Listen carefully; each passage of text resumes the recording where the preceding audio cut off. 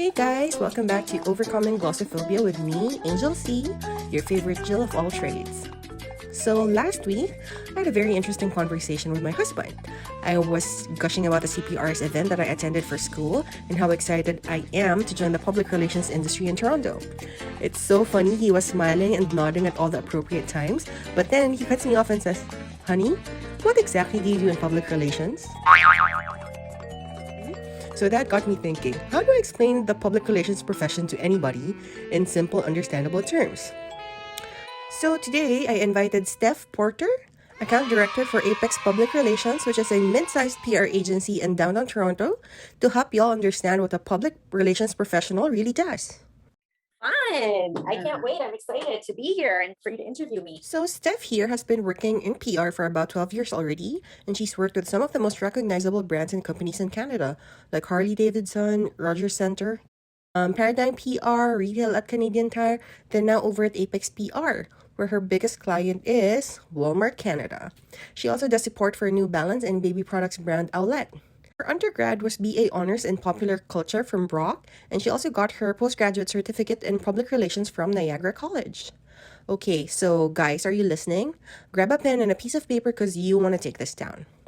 In the simplest of words, public relations is a strategic communication process that builds mutually beneficial relationships between organizations and their publics. Okay, so say you're Tim Hortons, right? And you have this amazing collab with Drake, for example.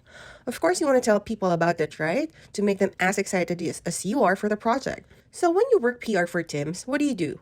You come up with a well-written press release, you pitch it to your friends over on Toronto Star, the Globe and Mail, La Presse, CBC News, CTV, Blog TO, and tell them why this collab is so amazing and why it needs to be covered by the media. Then you might be shortlisting a bunch of food and music influencers or bloggers to have them post a photo, video, or story on their social media platforms so that their super engaged followers also look forward to and buy these crazy Drake donuts or what have you when the collab comes out. You get it now? Okay, so I thought it would also be important to take a look at agency life to give you an understanding of how it works and functions. So let's take a look at Apex PR structure, shall we? So PR agencies usually have a corporate and consumer department. Corporate accounts handle PR for a company's stakeholders like their employees, board, and investors, while the commercial or consumer departments handle a brand or a company's relationship with key audiences who affect business, like the media, customers, thought leaders, and etc. Like Apex's website says, if you have an idea, they can make it bigger. And if you have an issue, they can make it better. So for Steph, as account director in the consumer department of Apex, she is the senior contact for the agency's consumer clients. She oversees a team to ensure that the PR campaign's messaging is precise, that campaigns are creative and are delivered within timelines, and that the rest of the provisions of the service contract are met. As account director, Steph is also responsible for growing the agency's business by either growing the business of existing accounts or delivering new businesses to the agency. Of course, she's also in charge of media relations with industry people like journalists, key commentators, spokespeople, and also influencers, content creators, and bloggers. So basically, the objective of their department is to amplify ideas through media relations, events, social media, and content marketing to get the right people talking. The PR landscape is pivoting fast, and Steph and I both think that it's transitioning to being more than just media relations. I also think PR is really moving into like integrated marketing communications. So it's Right. not just public relations anymore, where it's like you're doing traditional media outreach and that's it. Like it's very much a very holistic marketing communications job where you pretty Right. much have to be able to do everything.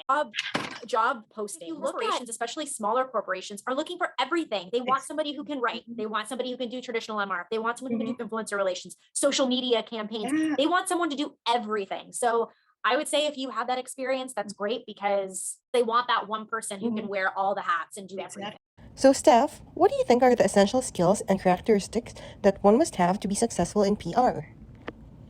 But you need to be a good writer. I would say writing is something that it's hard when you don't practice. So I would say all kinds of writing. I mean, social media writing, long form writing, whether that's in press releases or blogs or bylines, pitches. Like you need to be able to write it all. So I would say a hard skill would be writing, and then I would say the other kind of more soft skills would be tenacity and just wanting to learn.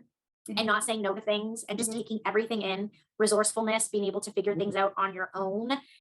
You know, aside from being able to write well and at least having a decent grasp of the CP style book, and of course having a good media network, one must also have an understanding of how each communication platform works.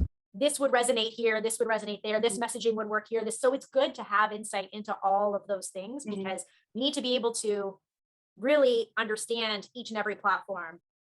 There you have it, PR in a nutshell. So, if you like work that throws you curveballs every day and where no 2 days are the same, or if you like talking to clients and offering them solutions to their communications problems, if you like thinking creatively, and like an extra layer of challenge in the form of working with sometimes very tight budgets or very tight timelines, then PR could be the right career for you.